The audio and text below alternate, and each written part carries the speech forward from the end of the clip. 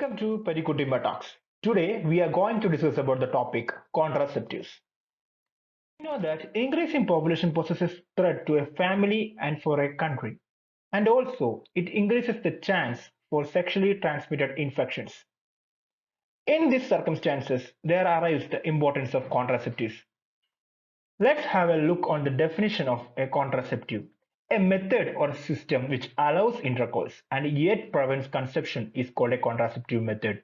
This contraception may be temporary when the effect of preventing pregnancy lasts while the couple uses the method, but the fertility returns immediately or within a few months of its discontinuation. The permanent contraceptive methods are surgical, that is, tubectomy in a woman and a vasectomy in a man. What are the features of an ideal contraceptive? Let's have a look. A contraceptive method should be effective, long-lasting, safe, coital independent, and reversible. Besides, they should be available and affordable with minimal side effects. Now let's look in detail about the methods of contraception or the classification of contraception. Broadly, it is divided into natural methods and artificial methods. Natural methods includes withdrawal, that is coitus interruptus, abstinence during the fertile phase. Then artificial methods includes barrier contraceptives. Here comes the use of condoms by male, use of spermicidal agents, use of dye from or the cervical cap in the vagina, use of female condoms, all comes under this, and use of hormones, then use of intrauterine contraceptive devices, suppression of spermatogenesis, suppression of ovulation with hormones, contraceptive agents, that is post-coital contraception, then immunological method, then surgical methods. Now let us look in detail about each of these methods in coming slides. Now let us look in detail about the natural methods of contraception. That is abstinence during the fertile phase.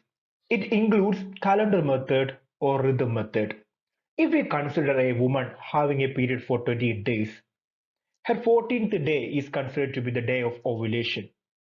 We are advising that couple to not have sex 3 days prior to the ovulation and 3 days after the ovulation. This is calendar method or rhythm method. The next one is mucus method. We know that the vaginal mucus is produced as a result of the influence of ovarian hormones. When the discharges are dry, it is the period of least fertile. So we are advising sex during the dry phase or the dry mucus discharge phase. The next one is temperature method. The day of basal temperature shift indicates the time of ovulation. Avoidance of intercourse during that period is advised. Next comes the symptothermal method. This method combines the temperature, cervical mucus, and calendar techniques. These three methods are combined for identifying the fertile period. This is much effective than the above mentioned methods. Then comes the breastfeeding. Lactational prolongs the amenorrhea and it gives some degree of protection against pregnancy. Next natural method is withdrawal method or coitus interruptus. The erected penis is removed from the vagina just before the ejaculation. This is coitus interruptus. It is having both the advantages and disadvantages. The advantages includes it is having no cost, no contraindications, no systemic side effects, no effect on lactation. And the disadvantages are failure rate is high. It requires high motivation and no protection against HIV. Then comes the artificial methods. The first one is barrier methods. And it includes the use of male condoms. A thin rubber or latex is used to cover the erected penis. These are called male condoms. The advantages of using male condoms are it is easily available, cheap, easy to carry, free from side effects, and prevents STDs. And the disadvantages are vaginal irritation may occur and it hinders sexual pleasure for some couples, and it may slip off or tear during coitus. Next barrier contraceptive is the use of spermicidal agents. The spermicidal agents kills the sperms before the latter gain access to the cervical canal. It is better to use these spermicidal agents along with other type of barrier methods that it increase the efficacy of this method. Next comes the occlusive diaphragms. These occlusive diaphragms provides a barrier in the vagina against direct insemination. The diaphragm is effective when used in conjunction with a chemical spermicide in the form of jelly or a cream. The types of occlusive diaphragms are diaphragms, cervical cap, Dumas cap, female condom, and a sponge-like material called Tude. Comes the next method of barrier contraceptive, that is the use of hormones. Low dose progesterone only pill called mini pill is administered daily. Under the influence of progesterone, the cervical mucus becomes viscid and prevents penetration of sperm into the cervical canal. The next artificial method of contraception is the use of intrauterine contraceptive devices. The IUCD is an effective, reversible, and long-term method of contraception. Here we can see a baby holding a copper T in his hand. It gives us a message that no contraceptives are 100% safe. So choose wisely. Now let us look in detail about the classifications of intrauterine contraceptive devices. The first one is biologically inert devices. It includes Lippis loop and Safety coil. They are left in situ for several years provided they cause no side effects. And the next one is copper carrying devices. Among these devices, copper T200, copper 7 multi-load, copper 250, copper T380, copper T220, and Nova T are examples. Next is progestasert and levonorgestrel. Progestasert and levonorgestrel contains hormones like progesterone and levonorgestrel, and it is released into the uterus in very small doses, and it prevents conception. Next method is suppression of spermatogenesis. It includes gossypol. It is a chemical derived from the cotton seeds. It is discovered in China some years back. Then comes testosterone enanthate and GnRH. The disadvantages of this method is it induces loss of libido and it is highly toxic in heavy doses.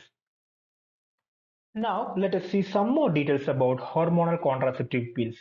It includes combined oral pill, triphasic combined pills, mini pill or progesterone only pill, which is discussed earlier in this slide, and depot injection, subdermal implants. That example for subdermal implant is Norplant.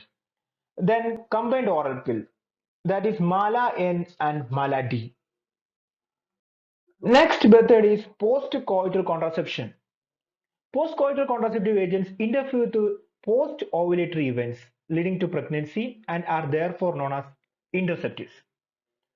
Levonorgestrel, or otherwise called as LNG tablets, it is used commonly in the country. The one tablet should be taken within 72 hours of unprotected intercourse, and it have an extra protection for another 12 hours also. LNG prevents ovulation and causes desynchronization of endometrium through its receptors. Another example for post-coital contraception is RU486, or commonly called as mifepristone. It does not prevent fertilization, but by blocking the action of progesterone and on the endometrium, it causes sloughing and shedding of deciduum and prevents implantation. Then another example is Sencromen. It is advised to have Sencromen tablets, that is 2 tablets. It contains 60 milligram of medicine taken twice in 24 hours. Within 24 hours of intercourse can prevent implantation in 99% women. That's the success rate of this particular drug is very high. Immunological methods. Immunological methods are still in a developmental stage. It includes its use of the HCG beta subunits, intake of anti-FSH tablets, etc. As I told earlier, the permanent solution for a contraception is surgical sterilization. In male, vasectomy is preferred, and in female, tubectomy is preferred. The methods of sterilization include laparotomy, vaginal route, laparoscopy, hysteroscopy, etc. And finally, the medical termination of pregnancy. The methods used for MTP in first trimester, it includes menstrual regulation, dilation and suction evacuation, and medical methods.